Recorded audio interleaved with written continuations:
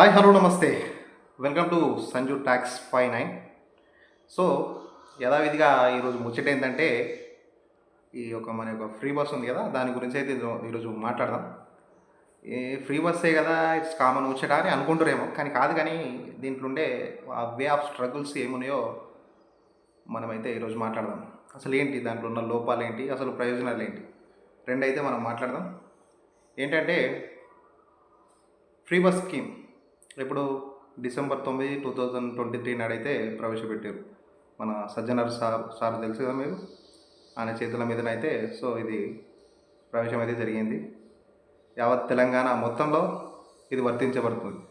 దీనికి ట్రాన్స్జెండర్స్, అదేవిధంగా మహిళలు, ఈ కేటగిరీస్ అయితే దీనికి అర్హులు.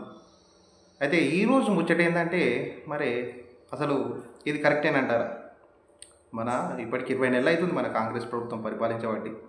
బరాబర్ ఓకే అంటారా, ఏమంటారు? అయితే నాకు అంటే నాకేమనిపించిందంటే, నేను డైలీ ట్రావెల్ చేస్తా, చాలా సన్నివేశాలు నా కళ్ళారా చూసిన, కొన్ని వార్తలలో చూసిన. వాటి గురించి అయితే మాట్లాడదాం ఈరోజు.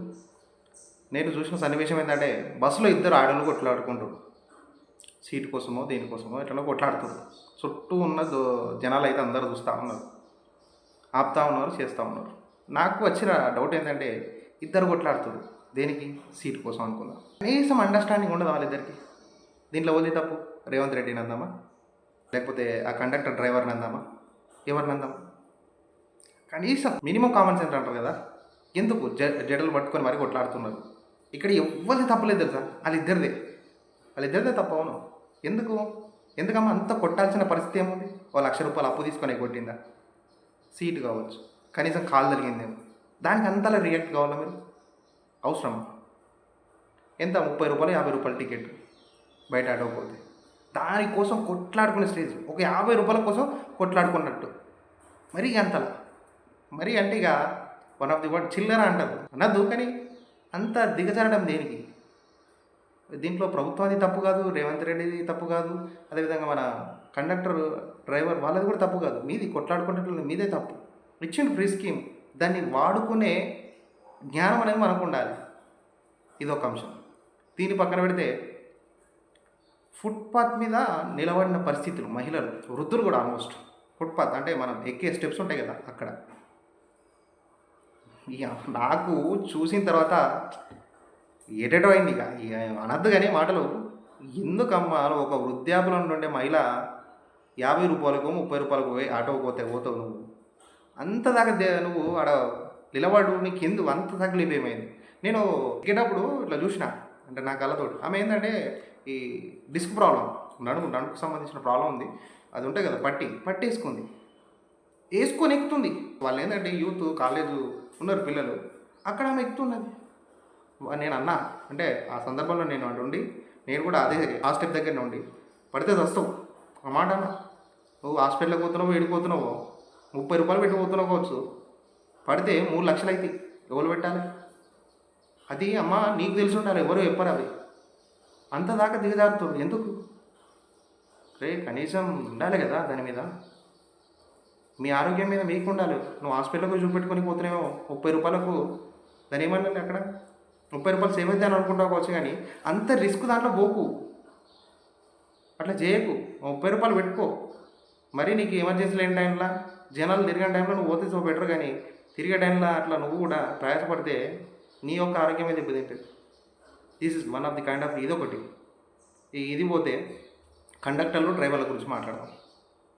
వాళ్ళు పొద్దుగాల పోతే రాత్రి దాకా డ్యూటీలు చేస్తారు. ఎవరి కోసం? జనాలను సురక్షితంగా తీసుకోవాలి, సురక్షితంగా రప్పియాలి, అటు ఇటు వీళ్ళ ప్రాసెస్ ఉంటుంది. దీంట్లో ఏంటంటే, ఎక్కినప్పుడు జనాల్ని లోపలి జరుగు, పక్కకు జరుగు, అటు ఇటు అని అంటారు. కొంతమంది జనాలు ఏంటి జరుగుతారు, కొంతమంది ఫుట్పాత్ మీద ఉంటారు, నాసోటి యూత్ వాళ్ళని కూడా పొడుస్తూ ఉండాలి. కొంచెం రారు కదా, కొంచెం షోకేజ్ ఉంటుంది లేనవన్నీకి. అట్లా లోపలికి పోతేనేమో కొంచెం అట్లా అన్కంఫర్ట్గా ఉండి స్టెప్ మీద ఇక్కడ ఉంటారు. పాల్స్ ఉంటారు. ఏం చేస్తారంటే వీళ్ళు లోపలికోని కండక్టర్ పుషప్ చేస్తూ ఉంటారు. మంచిదే. ఇట్లా దినమంతా, ఏ ఒక్కరోజు కాదు, దినమంతా వాళ్ళ డ్యూటీలు ఉన్నప్పుడల్లా ఇట్లనే నడుస్తూ ఉంటుంది. సందర్భానుసారం ఏమైందంటే అప్పుడప్పుడు వాళ్ళకు కూడా విసిగచ్చి మాట కదులుతారు. కదులుతోనే మనం రియాక్ట్ అవుతాం, ఇంత మాట అన్నది. అట్లా కూడా గొడవలే కండక్టర్లతోటి, డ్రైవర్లతోటి. అట్లా కూడా కూడా లేండి. అరే వాళ్ళు మరి అంతదాకా ఇప్పుడు ఏదో గవర్నమెంట్ ఆఫీసర్లో దాంట్లో ఏంటి ఫ్యాన్ కింద కూర్చొని నిమ్మలంగా అట్లా చేస్తలేరు. వీళ్ళు ఏంటంటే మీతో పాటు వండుకుంటూ ట్రావెల్ చేసుకుంటా కొంచెం వాళ్ళ బాడీ కూడా అక్కడ ఇక్కడ తిరుగుతారు కాబట్టి స్ట్రగుల్ అవుతుంది. సో కాబట్టి మెంటల్గా వాళ్ళు అప్సెట్ అయ్యో ఏదో రకంగా ఒక మాట అంటారు. దాని విషయంలో మాత్రం జనాలు సీరియస్గా కండి. మళ్ళీ అదేవిధంగా ఇంకో సన్నివేశం చూసిన నేను ఇట్లా పోతా ఉండగా ఏమైందంటే ఆ, మాది సిద్దిపేట ఏరియా కాబట్టి నేను రిటర్న్ ఇంటికి అవుతున్నాను. ఆల్మోస్ట్ 7 అవుతుంది ఈవినింగ్. రిటర్న్ అయ్యే టైంలో ఏమైందంటే ఎక్కినా నేను అక్కడ ప్లేస్ ఏదైతే స్టాప్ ఉందో అక్కడ ఎక్కిన.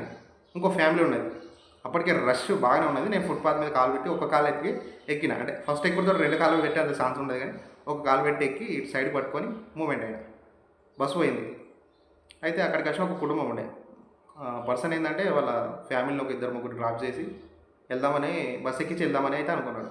కానీ బస్సు ఆపకుండా పోయింది. ఇక నేను ఒక్కడిని అయితే ఎట్లా నేను కొంచెం యంగ్ ఉన్నా కాబట్టి రిస్క్ చేసి ఎట్లనే ఎక్కిన. అయిపోయింది. సిద్దిపేట క్రాస్ అయిపోతున్న ఉన్న ఏమిందంటే సడన్గా ఈ ఎవరైతే పర్సన్ ఉన్నాడో బండి తీసుకొని వచ్చి బస్సుకి ఎదురుగా పెట్టేసి నువ్వు ఎట్లా పోవు అని డ్రైవింగ్ మీద చాలా ఇష్యూ అయింది. కొన్ని అన్పార్లమెంటరీ యూజెస్ అంటే అనరాని మాటలు అయితే కొన్ని అన్నాడు. అయితే నేను కూడా దిగేసి పక్కకి వెళ్ళి మాట్లాడాను. బ్రదర్ కూల్గా ఉంటాడు అది ఇదని నేను మాట్లాడినా, కొంచెం సర్దుబాటు చెప్తున్నా. ఈయన పాయింట్ ఏంటంటే 7 అయిపోతుంది. వాళ్ళు ఎక్కడికి వెళ్తారు, వాళ్ళ రిలేటివ్స్ దగ్గర వాళ్ళు సంథింగ్. వాళ్ళు ఏంటంటే ఇన్ టైంలో పోవాలని ఇంటెన్షన్. ఓవరాల్గా అనేది తింది ఏంటంటే ఇన్ టైంలో పోవాలి, ఆడ ఉండాలి. ఆటోలో మళ్ళీ పల్లెటూరు కదా, టైంకి ఉండి పోవాలని ఈయన ఇంటెన్షన్. డ్రైవర్ ఇంటెన్షన్ ఏంటంటే అంత రష్ ఉంది. అంటే నేనే ఫుట్పాత్ మీద ఒక కాలు పెట్టినా. అసలు వాళ్ళని ఎక్కిస్తే ఏమవుతుంది, కింద పడవచ్చు, పడకపోవచ్చు. వెనుక ఇంకో బస్సు వస్తుంది, దానికన్నా నిమ్మలంగా వస్తారని డ్రైవర్ ఇంటెన్షన్. ఇద్దరు ఎవరు తప్పు చెప్పు? ఎవరి పాయింట్ ఆఫ్ వ్యూలో అది కరెక్టే. ఎవరిని అందాం, ప్రభుత్వాలను అందామా చెప్పు? ఇట్లున్నది. సరే ఓవరాల్గా అయితే నేను కొన్ని సమస్యలు అయితే ఇప్పుడు చెప్పినా కదా, అంటే జరిగిన సంఘటన ఎక్కడెక్కడ ఏం జరిగింది, ఎట్లా జరిగిందని. దీంట్లో ఇప్పుడు మనం ఒకసారి ఆలోచిద్దాం. మరి తెలంగాణ ప్రభుత్వం స్కీమ్ పెట్టింది, చాలా అంటే చాలా సంతోషం. Special thanks to Revanth Reddy గారు. అసలు బస్సులు మనకు అన్నీ ఉన్నాయా అంటే బిఫోర్ ఈ యొక్క మన స్కీమ్ బిఫోర్ ఎన్నున్న బస్సులు ఇప్పుడు అన్నీ ఉన్నాయా? మళ్ళీ ఒకసారి టైమింగ్ చూడండి. మన జనాలు ఎప్పుడు వెళ్తారు బయటకు? Morning time, evening time. ఎందుకంటే జాబర్స్, స్కూలు, కాలేజ్ ఇట్లా ఉంటారు కాబట్టి పిల్లలు బయటకు వెళ్తూ ఉంటారు ఈ టైంలో. ఆ టైంలో బస్సుల సంఖ్య కొంచెం వేస్తే బెటర్. మరి పెంచిరో లేదో నాకేది ఇంతవరకు అర్థమైతే తక్లీఫ్లు అవుతున్నాయి. పెంచితే మాత్రం తక్లీఫ్లు కావు. సిటీలో బస్సెస్ ఎట్లుంటాయంటే స్టెప్ బై స్టెప్ వెళ్తూనే ఉంటాయి. అంటే అక్కడ రష్ బాగుంటుంది మొత్తం. అయినా కానీ జనాలకు ఇబ్బంది ఉంటుంది. అలాంటి ఫెసిలిటీస్ ఇక్కడ ఉంటే ఇంత ప్రాబ్లం ఉండదు. సిటీ బస్ అంతా పెట్టలేమంటే కష్టం కదా. డెవలప్మెంట్ అనేది కావాలి మనం, ఏదో విధంగా ఎట్లనైనా కావాలి మనం. అట్లుంటే కొంచెం ఈజీ కావడానికి అయితే ఛాన్సెస్ ఉంటుంది. ప్రజెంట్ నేను ఒక ప్రైవేట్ ఎంప్లాయీ, ఇంత దాకా ట్రావెల్ చేస్తూ ఉంటా. బైక్ ఉంది, బైక్ ఒక వీక్లీ ఒక 2 టైమ్స్ వాడతా. మిగతా టైం మొత్తం ఏంటంటే ఈ బస్తోనే నేను ట్రావెల్ చేస్తాను. చూస్తాను, కల్లారు చూస్తూనే ఉన్నా. ఎనీ టైం ఎప్పుడు వెళ్ళు రష్గానే ఉంటుంది. ఏమర్థం. ఇంకా స్టార్టింగ్లో చాలా ఉండే రష్. ఈ స్కీమ్ ఎప్పుడైతే పెట్టిండో అప్పుడు బాగుండే. ఇప్పుడు అంతలా లేదు, కొంచెం తగ్గింది. సో ఓవరాల్గా నేను దీంట్లో స్పెసిఫిక్గా ఒక పాయింట్ ఏంటంటే ఈ స్కీమ్ పెట్టినప్పుడు సజ్జనర్ సార్ ఏం చెప్పిండంటే దీనికి అర్హులైనోళ్ళు ఏమి ఐడెంటిఫై ఉండాలంటే ఆధార్ కార్డు, ఓటర్ ఐడి అన్నట్టు చెప్పిండు. సరే మంచిది అని వీళ్ళందరూ ఉన్నాయి, ఆధార్ కార్డు ఉంది, ఓటర్ ఐడి ఉంది. బట్ ఇప్పుడు ఈ మధ్యలో నేను కొన్ని చూసిన, నాకు అలా చూసిన ఏంటంటే మీది ఆధార్ కార్డు అప్డేట్ కాలేదు, ఓటర్ ఐడి అప్డేట్ కాలేదంటే పాపం సార్ జనాలకు ఏం తెలుసు. కొంతమంది ముసలోళ్ళు ఉంటారు, ఆధార్ కార్డు అప్డేట్ కాలేదంటే ఆమె చెప్పి నీకు అలా మనవన్నో కొడుకునో పట్టుకొని తల్లాడితే అది ఎన్ని రోజులకి అయిపోతుంది. ఇట్లా పేరు కరెక్ట్ లేదు. దాంట్లో పేరు ఏంటంటే ఉమ్మడి ఆంధ్రప్రదేశ్ అని కొన్ని చోట్ల ఉంది. అట్లా ఫోటోలు అలా ఎప్పుడో దిగినాయా ఉండే తెలియదు జనాలకు. తెలుసుకోవాలి వాళ్ళు కూడా. ఏదో ఎట్టికి రావాలని నేను వాళ్ళని కూడా అంటున్నా. కొన్ని ప్రతి ఒక్కళ్ళు వచ్చి మనకి చెప్పాలంటే చెప్పరు, ఇది ఇట్లా అని. కొన్ని మనమే మూమెంట్ కావాలి. సొసైటీలో ఉన్నాం కాబట్టి మంచి చెడు తెలుసుకొని మూమెంట్ తీసుకోవాలి. సో దాని విషయంలో, ఆ అప్డేట్ విషయంలో కూడా ప్రభుత్వాలు కొంచెం ఏంటంటే ముందరికి వచ్చి ఆ విషయాన్ని కూడా కొంచెం పర్ఫెక్ట్ చెప్పాలి. కొన్ని చోట్ల ఇష్యూలు అవుతున్నాయి.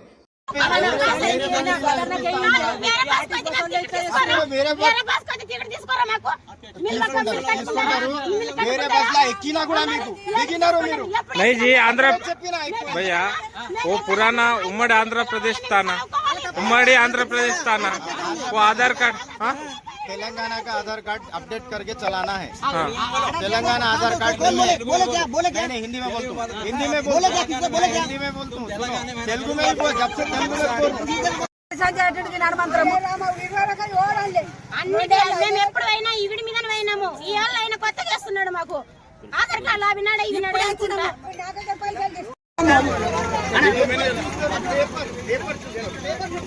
చెప్తే తెలుస్తుంది కదా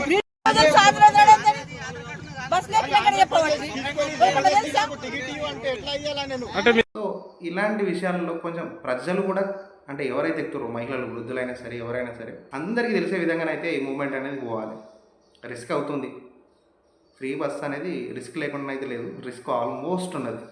మళ్ళీ దీంట్లో ఇంకా కొన్ని అభిప్రాయాలు ఏంటంటే గవర్నమెంట్ జాబర్స్ ఉన్నారు, నార్మల్గా ప్రైవేట్ ఎంప్లాయీస్ ఉన్నారు, ఇటువంటి వాళ్ళకి ఎందుకు ఆ స్కీమ్ వర్తించడం అవసరమా, వాళ్ళకు ఈ ఛార్జెస్ పెడితే బెటర్ కదా. ఇంకో కొంతమంది ఏమంటారు ఇంత ఫ్రీ పెట్టకుండా కానీ ఒక 50% ఆఫ్ పెడితే బెటర్ ఉండు అన్నట్టు మాట్లాడుకుంటూ వస్తుంది. ఏదేమైనా మనం మరి ఎట్లా మూమెంట్ అవుదాం, ప్రభుత్వాలకు మన సొంతలో చెప్పాలి. నేనైతే సో లైవ్గా అక్కడ చూస్తున్నా కాబట్టి నాకు అర్థమవుతుంది. నేను ఆల్మోస్ట్ బస్సులోనే ట్రావెల్ చేస్తాను. నాకు వీక్లీ వన్స్ టైం ఒక్కసారి దొరకచ్చు రిస్క్ చేస్తే సీటు. ఎక్స్ప్రెస్కి అయితే 60 రూపీస్, ఆర్డినరీ అయితే 30 రూపీస్. నేను ఆల్మోస్ట్ ఫుట్పాత్ మీద ఉండేస్తాను ప్రతిరోజు. అది నా పొజిషన్. అంటే ఏం చేయలేం, లోకానుసారం అట్లా ఉన్నది కాబట్టి కాలం ఇక నడిపియాలి. స్పెషల్గా కొట్లాడితే అవి అంటే ఏం చెప్పలేం, కానీ ఇట్లా చెప్తున్న బాధనైతే ఏది బెటర్ అంటారు కొంచెం అయితే ఆలోచించారు ఈ ముచ్చట మీద. Anyway thank you, thanks to all.